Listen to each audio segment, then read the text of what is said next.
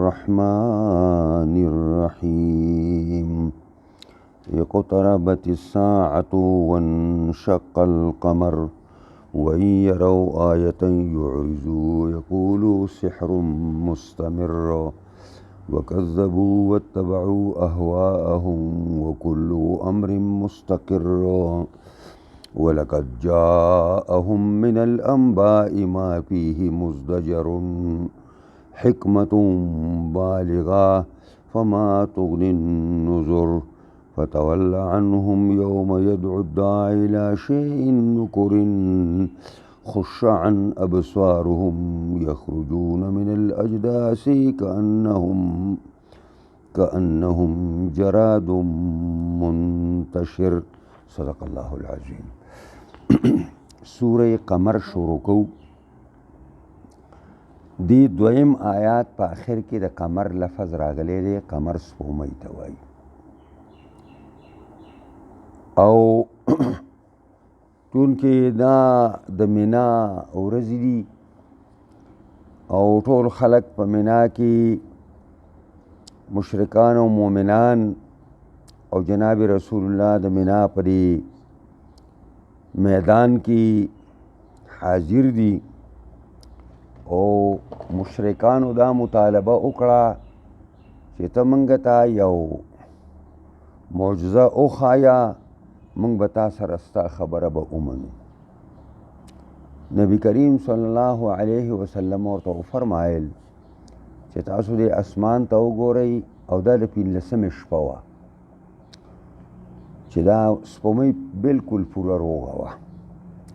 وګورئ دې ته. او نبی کریم صلی الله علیه وسلم الله ته سوال وکړو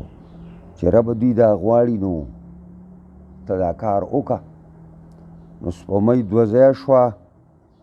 او یو د صفا د غونډۍ نه په دې لاس باندې او بله حصه د هغې بالمقابل چې کوم غر دی د صفا قیعقان په نوم باندې یو غر دی، د هغې بله د هغې نه په هغه طرف او دا غار حرا دا په دې منځ د دې دواړو ټوکړو کې منځ کې راغی او دا راښکته شو راسې او بیا بر اسمان ته وختل او یو ځای شو. نو کفار وویل چې اوی دا دومره زبردست جادوګر دی چې د ده د جادو اثر په سپوږمۍ باندې هم وشو. نو د دغې نه دې صورت ته نوم کېښودی شي سوره قمر، یعنی هغه صورت چې د شق القمر معجزه پکې الله رب العزت د پیغمبر صلی الله علیه وسلم د مرستې لپاره مشرکانو ته ښودلې وه، خو مشرکانو باندې د دې هېڅ اثر نه کېده، د هغې زړونه بالکل کاڼې ته سا شوی و او ابلیس په هغې باندې پوره مسلط شوی و. نو دا دومره لوی معجزې په هغې باندې څه اثر ونه کړو. دا دې صورت نوم شو سوره. د دې صورت دا جو او فضا دا ټوله د زورنې ده، تعنیف ورته وایي او د تخویف ده او د وعید ده چې دومره ظالمان دي چې یو خبرې مطالبه کوي او چې هغه وشي نو بیا الټه نور الزامات شروع کي چې دا دومره لوی جادوګر دی چې په اسمان کې هم د جادو اوس چلیږي. بهرحال دا سوره قمر مکی صورت دی او اهداف او موضوعات همغه ثابتوي کم چې د مکی صورتونو سره مناسب دي چې هغه عقیده د توحید ده، اثبات د رسالت دی او اثبات د قیامت یعنی د بعث او د نشور، اول ته د حساب کتاب دی، اول ته د کامیابی او ناکامۍ دی او ګڼ مضامین قرآن په دې کې ذکر کوي او د هغه اممو مکذبو چې کومو پیغمبرانو تکذیب کړی دی نو الله رب العزت هغې ته سزا ورکړې ده. نو دې کې یو طرف ته پیغمبر خدا ته تسلی ده او بل طرف ته قریشیانو مشرکانو ته چې کوم دی وعید او یره ورکوي چې د عامو پیغمبرانو امتونو چې د هغه خلاف کړی نو هغه مې نیستو نابود کړي دي. نو تاسو د پیغمبر آخر الزمان د دونه لوی پیغمبر خاتم النبیین خلاف کوئ ستاسو انجام به د هغې نه بدتر وي. بسم الله الرحمن الرحیم. شروع کوم په نوم د الله چې بې اندازې مهربان زیات مهربان دی. اقتربت الساعه نزدې شو قیامت. قیامت نزدې کېدونکی دی. او وانشق القمر او اوشلېدله سپومۍ. جمهور علما په دې باندې دي چې دا شق القمر معجزه دا تیره شوې ده. بعض علماو دا خبره کړې ده چې د شق القمر دا مسله دا به قیامت کې کیږي. خو دې قول ته مفسرینو شاذ قول ویلی دی. د جمهور قول دا دی چې دا د جناب رسول الله معجزه خو د الله د پیغمبر خدا په لاس باندې کفارو ته معجزه ښودلې ده. د شق القمر دا جمهور مفسرینو رای ده، صحابو رای ده. اوس دا یو سوال چې خدا شوې ده او سپومۍ دوه ځای کېدله، دونه لویه کره دوه ځای کېدله، نو دا خو اړو د تواریخو راګیستې نه ده بیا. دا دومره لویه خبره.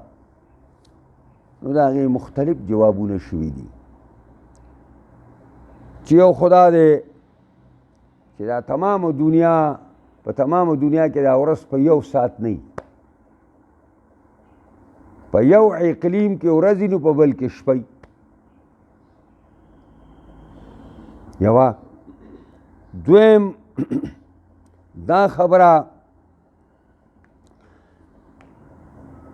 چې زه په ټوله دنیا کې ښکاره شوه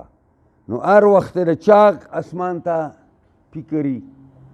هر وخت اسمان ته څوک داسې ګوري. بسا اوقات سپومۍ ګرهن شي او توره شي او ډېر خلک مصروف خلک ته اړو خبر هم نشي.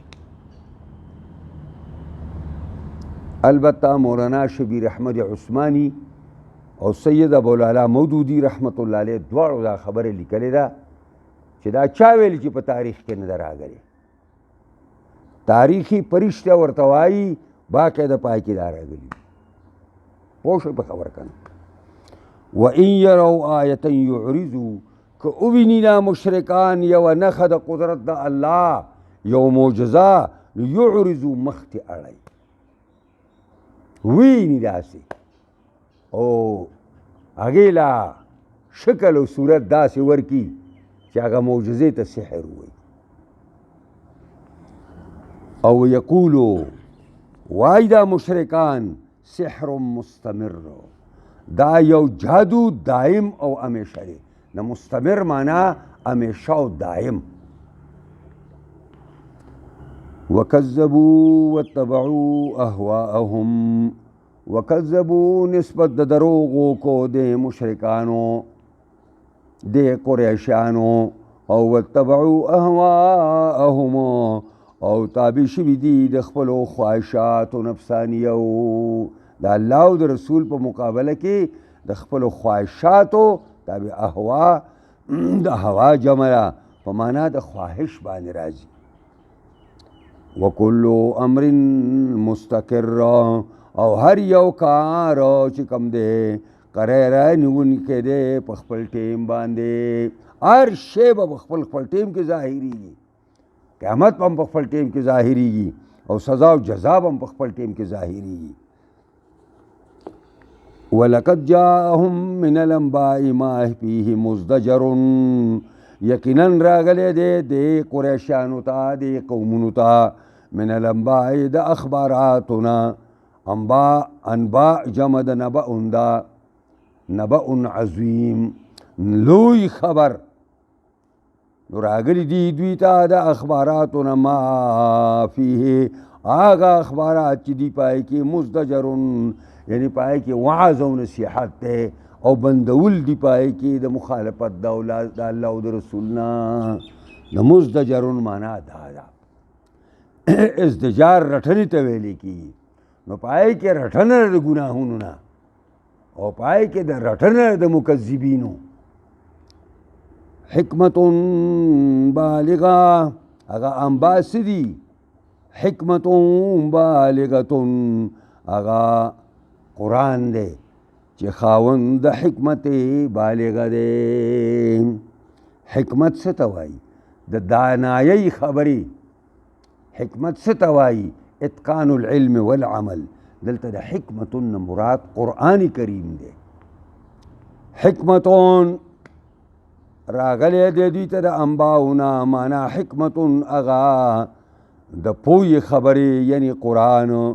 بالغتون چې انتها ته رسېدلی دی په اثبات د خپلو مضامینو کې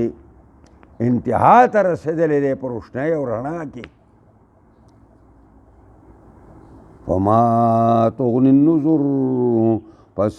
فایده ورنکړه دیتا یرونکو فما تو څه فایده ورنکړه نذرو یعنی یرونکو یعنی معنا دا ده چې کفار د هغه نذرو د انذار نه متاثر نشو څه اثر یې قبول نه کو اوس کله چې یو داعی شپه ورځ لګیا دی د قوم خیرخواهي لټوي او قوم بېایمانه شپه ورځ په هغه الزامات لګوي څومره درد به د دې انسان زړه ته رسي فتول عنهم مخ دې واړوه ای خبیثانو سه مخ مه ملاوه مخ دې واړوه یوم یدعو الداعی هغه ورځ چې رابلل به کوي رابلونکې الی شیء نکر یو شی ناشنا ته اسرافیل علیہ السلام په حدیث کې راځي په دوو شونډو کې د خپلو شونډو کې شپېلۍ نیولې ده او دا تندی تریو کړی دی او الله طرف ته هسې متوجه دی چې کله به اشاره ملاویږي چې پوک کا چې پوک وهي نو به داسې یو شی ناشنایي چې د هر صبر خلکو نه ایر شي او داسې آواز به چې داړونه به ورپېږي او ختمېږي به خشعون ابصارهم ذلیلې به یې سترګې دوی سترګې به کار نه کوي یخرجون من الاجداث روزي به د قبرونو نه اجداث د جدس جمع د قبر ته وایي روزي به را خلک د قبرونو نه کانهم جراد منتشره گویا کې ته به وایې چې دا خلک هغه ملخان خواره واره دي دا تشبیه وایي د ملخانو سره په دې کې ورکړه په محشر ده چې دا خلک ځمکې نه راپورته شي چې د ملخانو قص یو طرف ته نه ته چې ورته ګورې نو څه به داسې ټوپونه وایي څه به داسې ټوپونه وایي او څه به داسې ټوپونه وایي څه به داسې ټوپونه وایي دا ټول په یو طرف روان نه وي دقسې به دې ته افرا تفري چې څه ته وایي په قیامت کې به افرا تفري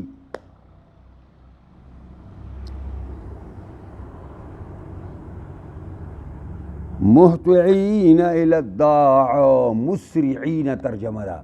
د مهطعین معنا د مسرعین جلتی کوونکي وي او دې سه بل ټکی هم پروت دی جلتی کوونکي وي او رافعین دغه رؤوسهم پورته کوونکي وي خپلو سترګو لره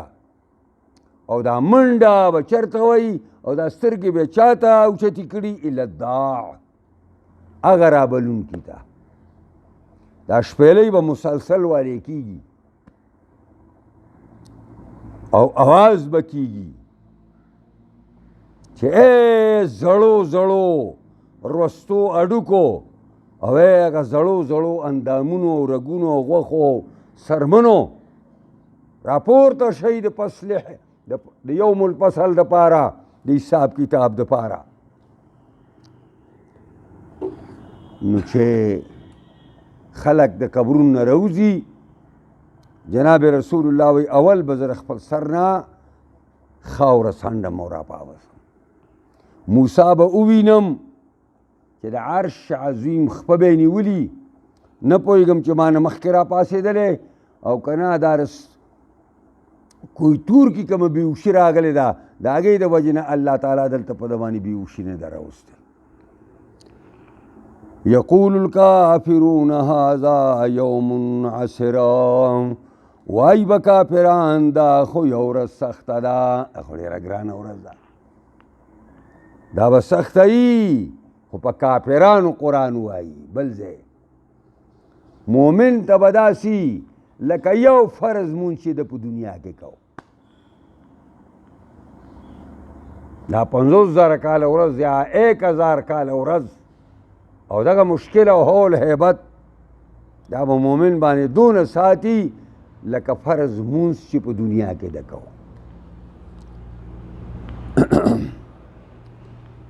اوس الله د هغه معذبو قومونو تذکره کوي. کذبت قبلهم قوم نوح فکذبوا عبدنا وقالوا مجنون وازدجر. تسلی ده جناب رسول الله ته او وعید او یره ورکول دي قریشو مشرکانو ته. کذبت قبلهم قوم نوح، نسبت د دروغو کړی مخکې د قریشیانو نه قوم د نوح علیه السلام. او نوح علیه السلام مسلسل 9.5 کاله دعوت پیش کړی دی او قسمه قسم مصیبتونه او تکلیفونه یې برداشت کړي دي. او چې کله ما حضرت نوح علیه السلام د خپل قوم د ایمان راوړلو نه مایوسه شو او الله ورته وویل چې نوح چا چې در باندې ایمان راوړی هغه راوړی دی، نور ایمان نه راوړي. نو بیا حضرت نوح علیه السلام او الله ته خواست وکړو چې ربه نو بیا خو فاسده ماده ده او دې مثال خو د کینسر بیماری دی، دا خو بیا د مخ د ځمکې نه هټاو که. فکذبوا عبدنا، نسبت د دروغ کو بنده زمونږ نوح علیه السلام ته، زمونږ بنده و. دا ډېر لوی اعزاز او اکرام دی، الله یې ځان ته منسوبوي زما بنده حضرت نوح. وقالو ویل دی مشرکانو دی قوم مشرک مجنون، دا نوح لیونی دی او وزدجر رټلی شوی دی چې د چا کوڅې له ورځي د دعوت دپاره وي لرې کېږه لرې کېږه لرې کېږه دلته مه راځه. د مجالسو نه د اهمو ځایونو نه د خپلو کورونو دروازو نه رټلی کېږي. وزدجر فدعا ربه، راوبله نوح علیه السلام خپل پروردګار لا او وی فرمایل انی مغلوب فانتصر، اے ربا زما زه خو عاجزه کړی شوم، د دې خلکو اصلاح خو زما په لاس ونه شوه، ما خو مسلسل 9.5 کاله دعوت فی در فی وچلو د شپې او د ورځې ښکاره او پټ خوند نه کوي. نو فانتصر زما امداد وکړه او د امداد شکل دا دی چې دا د مخ د ځمکې نه هټاو کا. بل ځای کې وایي قال نوح رب لا تذر على الأرض من الكافرين ديارا إنك إن تذرهم يذلوا عبادك ولا يلدوا إلا فاجرا كفارا. اے خدایا په دې مخ د ځمکه باندې یو کافر چورلیدونکی پرې نه دی. انک انتظرهم کرے پریخودل اللہ، انک انتظرهم یذلوا عبادک، کدے پریخودل دا پاسد مادا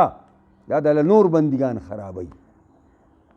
او دا تمام تنشی چی بچی بے اوشی اور دی دین برستبو کی. ولا یلدو الا فاجرا کفارا، نزی گئی مگر فاجران و پاسقان اغا نسلم خراب دے، توم نے خراب شوی دا ربا ختمه کی. دعا قبول شوا. ففتحنا ابواب السماء بماء منهمر،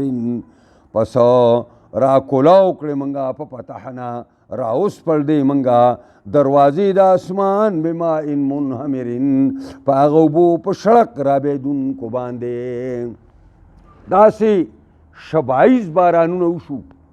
او دا سی پا خلاص پانی دا اوبر او بیدلی دا اسمان نا او بل طرف تا وفجرنا الارض عیونا او روان کلمنگا زمک لرا چینی زمکی تا اڈر رکو چی تخپلی اوبر او باسا اسمان تا مویلی خپلی اوبر آتوی کا فالتق الماء على امر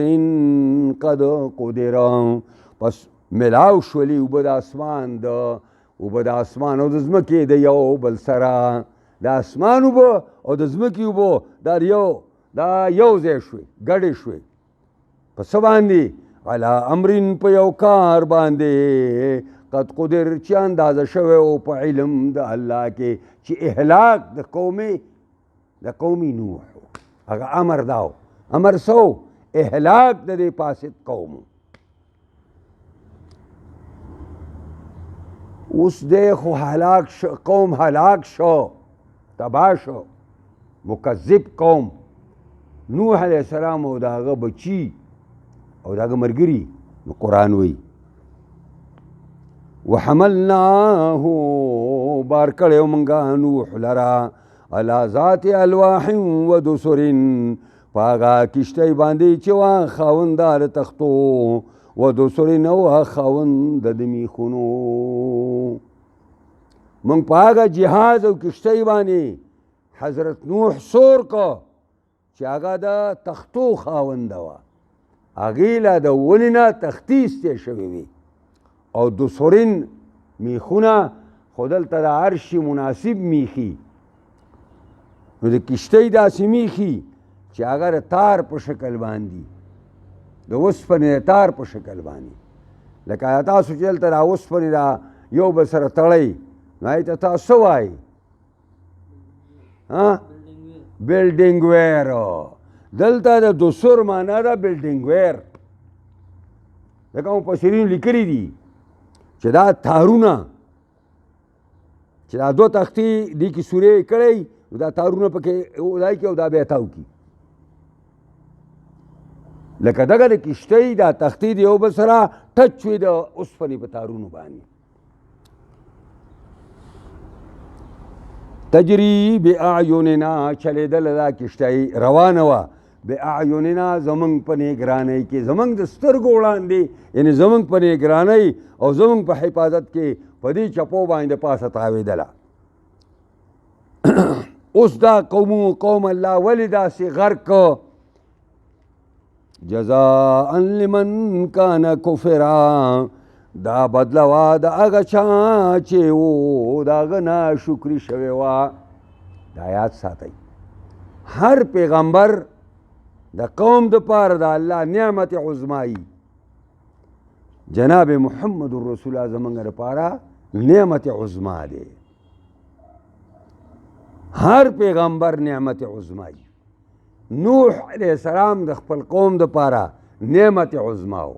دا اغا نعمت ناشکری وشوا یعنی دا نوح ناشکری وشوا دا سزا دا قوم تا دا نوح علیہ السلام دا بے عزتی و دا ناشکری پا نتیجہ کے ورکڑے شوا پام کوئی لگا را قرآن مجید سمزا کئی مڑو زانور دا خطا دا کئی زخوی طرح سے ٹکے ٹکے ویما لیکن سرائی چیلی بیتی سے چاہتا ہوئی جزا دا خلق نکی ذکر در تویما خلق وزن شروع کردی دا ما چی اسویلی دا اگی تاسو پا 15 منٹ کردی زی گرزی خونو پیغا استاز پیری چی را ما سویلو نا تاسو پیگی چی ممگا سزا کرد جزاء لمن کان کفر دا بدلوا دا غچا داغی نوح چو ناشکری شوی دا کفر سیگا خو پیجنے کنو مجهول سیگا دا ناشکری شوی زکا چی آگا ناشکر قوم معلوم دے چی دا بی غیرت قومو وَلَقَدْ تَرَكْنَاهَا یتن یقنن پرخی دا منگا دی کشتی لرا یونخا دا یونخا دا فحل من مدکر آیشت دے سوک وعظ قبل ان کے نصیحت قبل ان کے اشتا دا سنگ آیات تے نو دا نخا دا چې د نوح علیه السلام هغه کشتۍ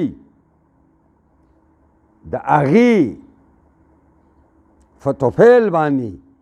خلکو کشتۍ سالي کړې، نو دا د آیندو قومونو لپاره یو نښه سازه شوه. د هغې نقل خلکو وکړو، هغې چې کشتۍ او جهازونه اوس لګیا دي کم حتی ورسېده. او دویمه ترجمه دا ده ولقد ترکناها آیتا، یقینا پرېښې دا موږه دې کشتۍ لره یوه نښه. دا یوه نښه وه، د دې امت اوایلو هم دا لیدلې وه، بلکې د مخکې زمانه کې د اخبارونو کې او په میډیا راغلي ډېر داسې 40 کاله مخکې دا راغلي وو چې یو جاز والا د ارمنیې او د ترکو په منځ کې چې کوم غر دی هغې ته جودي غر وایي، او قرآن هم ویلي واستوت علی الجودیه. هغه جاز والا کیمره باندې کتل، غر ټول د واورې ډک دی، نو په واوره کې دا د نوح علیه السلام د کشتۍ هغه لرګي ښکاره کېدل. او مفسرین لیکلي دي چې دې امت محمدی صلی الله علیه وسلم اوایلو لیدلې دا کشتۍ. دا آیت دی. فکیف کان عذابی و نذر، سرنګیو زمونږه یا عذاب ورکوله او سرنګیو زمونږه یرونکي یا سرنګیو زمونږ یرول. ولقد یسرنا القرآن للذکر فهل من مدکر، آیا یقینا آسان کړی دی موږ قرآن لذکر د پاره د یادولو، د پاره د وعظ قبلولو، آشته دی څوک وعظ قبلونکې. دو ځای کې مدکر راغی. دا مدکر اصل کې مستکر دی، نو هغه تی نه دال سا شو، مدکر دی متکر، نو دال تی په دال بدله شو، دا دواړه قریب المخرج دي، او بیا اجتماع متجانسین وراله، نو دال په دال کې مدغم شو، نو مدکر ته سا شو. او کله کله داسې وشي چې هغه تی دال شي او دال زال شي، او دا بل دال هم ورسره زال شي، او زال کې هم په زال کې مدغم شي، مذکر. نو د مدکر او د مذکر یو معنا ده. څنګه من قرآن آسان کړی دی، نو قرآن مواعظ دا بالکل آسان دي، د قرآن ترغیب او ترهیب دا قصص دا بالکل آسان دي. خو دې معنا دا نه ده چې قرآن داسې سطحي کتاب دی چې ګینې هر څوک پې پوهېږي. د قرآن دقایق، د قرآن حکم او د قرآن جوړوالی دې ته د ډېرو خلکو ذهنونه نه ځي. دا معنا چېرته ونه کړي چې دا یو سطحي کتاب دی او هر څوک پې داسې پوهېږي. په دغه ترغیب او ترهیب باندې، په دې وعظونو او نصیحتونو باندې هر څوک پوهېږي. خو د قرآن جوړ دقایق، لطایف، تفسیرونه، عجیب او غریب معنی، دا خو تاسو اوږد حدیث تاسو یاد دی چې قرآن داسې کتاب دی ولا تنقضي عجایبه. د قرآن ناشنا مضامین نه ختمیږي. نو چې یو شی نه ختمیږي نو آسان به څنګه شي بیا؟ نو ترغیب او ترهیب، وعظ او نصیحت پکې آسان دی، نور د قرآن دقایق او تفاسیر او مختلف قسم معنی دا ځان لږ ګران کار دی. دې ته به ښه مټې رانغاړئ او د ایماندارۍ په شکل به ورته کښېنئ، نو بیا به پرې پوهېږئ. کذبت عاد فكيف كان عذابي ونذر إنا أرسلنا عليهم ريحا صرصرا في يوم نحس مستمر تنزع الناس كأنهم أعجاز نخل منقعر فكيف كان عذابي والنذر ولقد يسرنا القرآن للذكر فهل من مدكر. دې پورې وایي دا د یو بل معذب قوم تذکره الله تعالی کوي، یہ قریشو ته او تسلی ورکوي جناب رسول الله ته. کذبت عادونو نسبت د دروغ کړی و قوم عاد او قبیلې د عاد قبیله ځکه خو کذبت صیغه نمبر 4 ده کذب کذبا کذبو کذبت کذبت عاد نسبت د دروغ کړی و قبیلې د عاد چاته کړی و یو ډېر لوی پیغمبر د الله ته چې هغه حضرت هود علیه السلام فکیف کان عذابی او پس سرنګي په کم کیفیت باندې زمونږ عذاب ورکول هغوی ته ونظر او سرنګي په کم کیفیت باندې مونږ دي ته لیږلي وو نظر څرنګه زمونږ نظر یا زمونږ د یرولو څه نتیجه وه هغه دا وه انا ارسلنا علیهم ریحا صرصرا دا داسې قوم و چې د بدنونو په لحاظ سره ډېر غټ د قوت او طاقت په لحاظ سره دومره غټ چې قرآن وایي لم یخلق مثلها فی البلاد بل ځای وایي د دې مثل په ښارونو کې نه دی پیدا شوی دومره لوی لوی تنې او لوی لوی وجودونه او دونه لوی لوی قوت ورته الله رب العزت ورکړی چې لم یخلق مثلها فی البلاد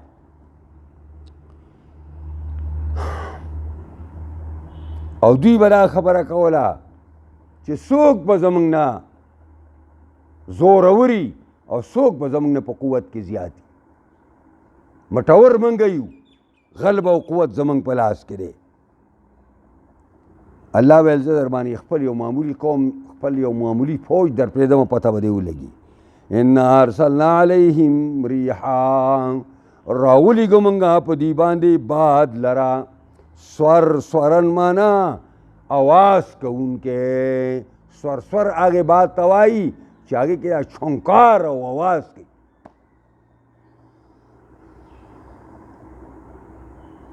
فی یوم نحس په هغه ورځ د شومیت کې په دوی باندې مستمر مانا همیشه شو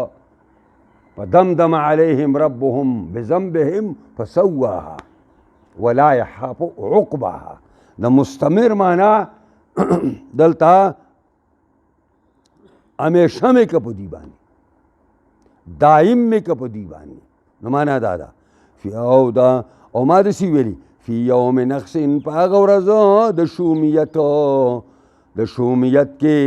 په دوی باندې دا ولې ویم دا بعضې خلکو دا شروع کړې ده چې دا د چهارشنبې دا ورځ چې کومه نه دا شومیدي کې شومیت دی او دا پر عوامو کې یو عامه خبره ده او په دې عوامو کې ډېرې منګړتې خبرې داسې خورې دي او دا منګړت مولیان هم زوتی ورته بیا مفسرین و محققینو دا خبره لیکلې ده چې دا د شومیت وه او په دوی باندې وه په دوی باندې شومیت وه نور د هفتې په ورځو کې د شومیت ورځ نشته او تاسو را قرآن لستلی دی که تاسو نه ایر نه یي نو قرآن وایي دا سیلی او دا عذاب په دې باندې پوره هفته و یعنی 7 شپې او 8 ورځې مسلسل پرې دا کېده نو د هفتې 100 ورځې دي ټولې به 8 که نه نو 8 واڼه دي نو بیا خو ته ماته په هفته کې بیا چې کوم دی د برکت ورځ وښایه پوهېږې په دې باندې او قرآن بل ځای کې جمع استعمال کړی په ایام نحسات په هغه ورځو د شومیت کې په دوی باندې د دوی په باره کې شومي وي چې الله پې عذاب راوستی او مستمر معنا دایم و پوره هفته و چلېده او دوی به څه کول تنزع الناس راویسته به دې سیلې دې قوم لره د ظالم قوم له لویې تنې وي دا به یې د آبادو نه رایستل د خپلو کمینګاهانو نه به یې رایستل او داسې د ځمکې او د اسمان په دې منځ کې به یې اوچتول او راخلاصول کانهم اعجاز نخل منقعره گویا کې ته به وایې چې دا عادیانو دا هغه کجورې دي هغه سټې د کجورو دي منقعرن چې د بیخ نه راوتي وي لوی لوی تنې پرې پرتې وي تا ورګې لوی لوی کجورې دي او سټې نه ویستې شوي دي فکیف کان عذابي و نذر وګوره څرنګ یو زما عذاب او زما يرول یا زما يرونکي ولقد يسرنا القرآن للذکر فهل من مدکر یقینا آسان کړی دی منګه قرآن لرا د دې نه وعظ او نصیحت ډېر زر سړی معلومولی شي ترغیب او ترهیب ډېر زر معلومولی شي دقایق د قرآن او حقایق د قرآن او عجایب د قرآن هغه ډېر وخت غواړي هغې دپاره ډېره منډه پکار ده هغې دپاره ډېرې مطالعهګانې پکار دي هغې دپاره د استادانو ته ګوډې ماتول پکار دي بیا د هغې تکرارونه پکار دي او بیا د هغې په مضامینو باندې همیشه دپاره سوچ پکار دی او عمل پې پکار دی صحابه کرام ځکه زر عالمان شو او یو ټکی ته د پیغمبر خدا پاتې نه شو چې هغوی کومه خبره کوله کومه خبره زده کوله د عمل دپاره یې زده کوله موږ کله علم برای علم کوو چې ما ته خلک غټ مولا ووایي ما ته خلک غټ علامه صاحب ووایي الله دې موږ د دې ریاکارۍ نه وساتي الله دې موږ د دې کیا چې موږ دغسې په ټوله موده د الله دین لپاره خواري وکړو او شیطان موږ په دې باندې ولمسوي چې مړه ستا نه په دنیا کې غټ څوک دی چون من دیګري نه بودم د ما په شان به څوک دي نه دا شیطان لمسه ده حضرت عمر د ډېر علم سره به خلکو ته دا ویل چې کل رجل افقه من عمر ښځې چې په اعتراض وکړو حضرت عمر تقریر کوي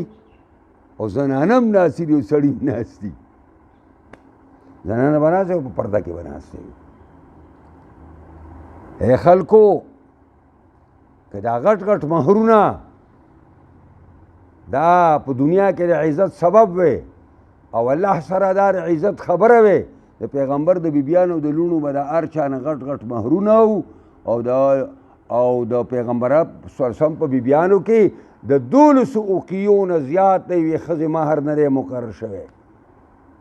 زیاتې مه کوئ په مهرونو مقررولو کې یو ښځه ورته پاسې د مضر قبیلې ویل عمر ستا ومنو که د خدای ولې خدای څه وایي وی خدای خو الله خو وایي ان آتیتم احداهن قنطارا فلا تاخذوا منه شیئا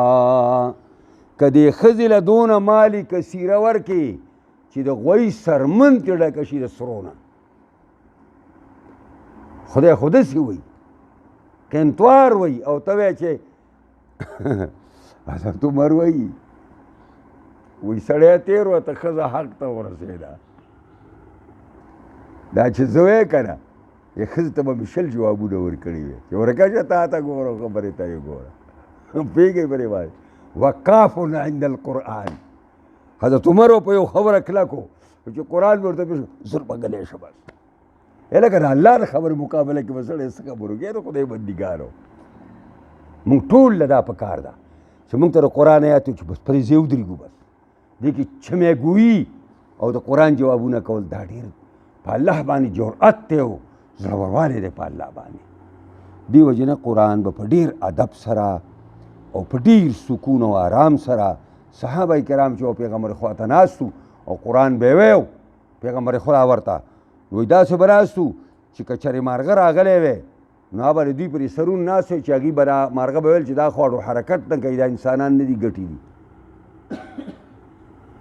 دا خبره ده چې د علم د هغوی سره الله څه کمی پرې نه ښوده موږ او تاسو که په د هغوی په نقش قدم باندې روان شو او هغسې موږ د علم ته توجه ورکړه الله بخیل نه دی د الله په سخا کې فرق نه راغلی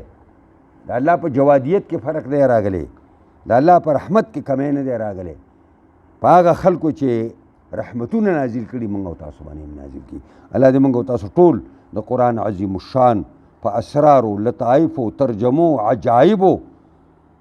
باندې الله تعالی کما حقه پوهه کړي او دې سره دې الله موږ لپاره کامل مکمل عمل کولو توفیق راکړي یا الله قرآنی نظام د شریعت نظام په تمام جهان خاص کر پاکستان کې راولي دې له څوک کار کوي الله کامیابي کړي څوک مخالفت کوي هدایت ورته وکړي که بد قسمتۍ تباهي کړي الله زموږ ټولو په حالت باندې رحم وکړي خاتمه زموږ ټولو په ایمان باندې کړي اللهم ربنا آتنا فی الدنیا حسنه وفي الآخرة حسنه وقنا عذاب